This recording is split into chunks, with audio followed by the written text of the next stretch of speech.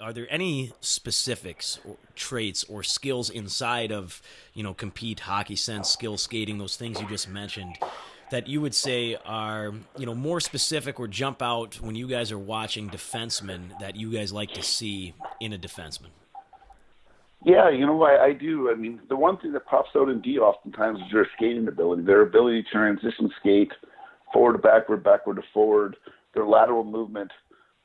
Again, like to my comment before, I think they're improvable areas, but does that player have the feel when to put those things into motion is a big part of it. And, I think there's oftentimes now the game has changed. The physicality is, I wouldn't say it's a lot less, but it's probably less violent. So the smaller player, the smaller D, the good skater, they're all like, those guys are surviving at the highest level right now. And obviously, if you can get a player with all those and big, now you got probably a pretty good diamond there. But so that's skating, and I think the ability to create offense to the defenseman. That's the old defensive defenseman is kind of evaporating, and for a good reason, for the fact that I think a lot of teams are more interested in playing in the offensive zone than they are their own end. So a defensive defenseman basically in a lot of ways is telling me that they can't get out of their own place. So they're not getting the exit they need, and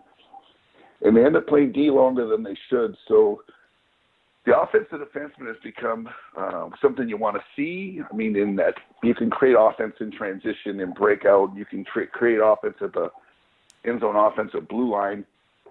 You can create offense because you're an elite skater and you can self-break out.